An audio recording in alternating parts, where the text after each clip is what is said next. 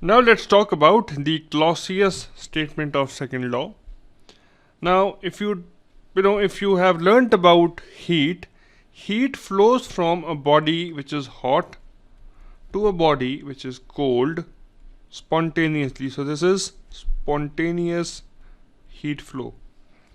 Now the reverse of this, that is from cold to hot, it is not spontaneous. That is it does not occur spontaneously.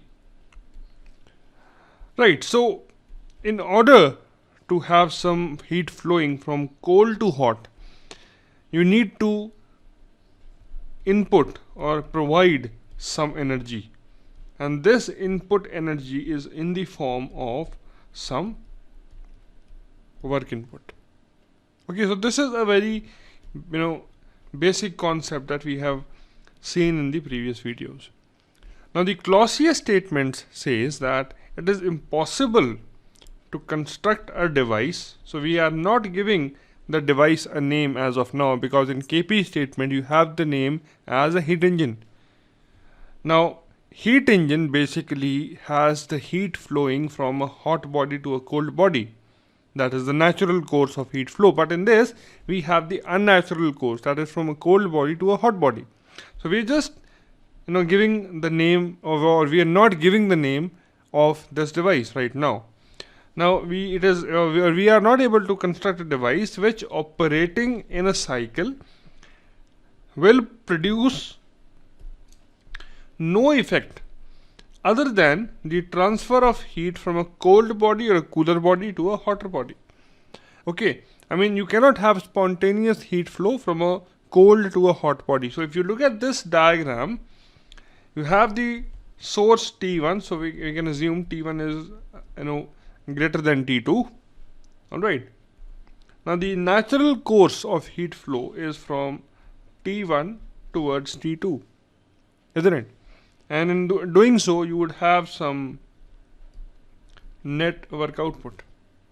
But if you talk about the other way around, so before I do that, if such a thing is happening, okay, if such a thing is happening, this is called a heat engine, because from hot body to cold body and the heat flows and you get some work as the output, you call the device a heat engine. Now in this case we have the heat which is flowing in the other way around, or you can say in the reverse direction, that is from T2 to T1. And in this scenario you would not have the work output. You need to produce, or you need to give some work as input.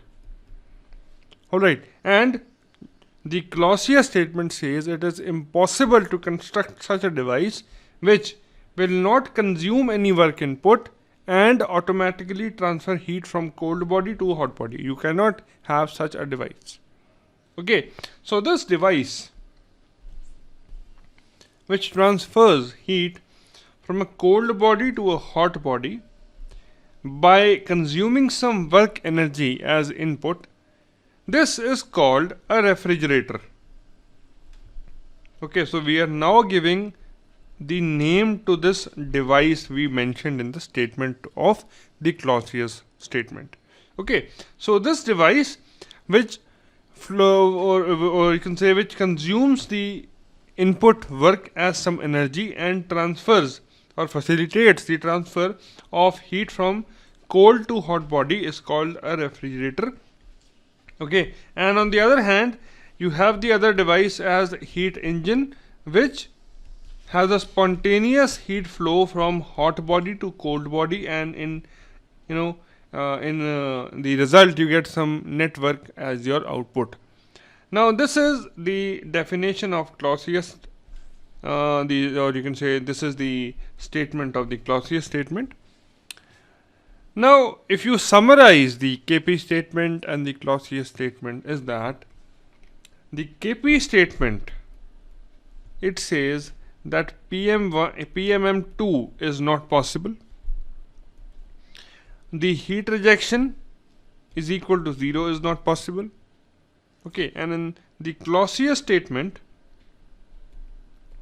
it says that the input work cannot be 0 for heat moving from T2 to T1, where T2 is less than T1. So this is a summarized form of the two definitions of the second law.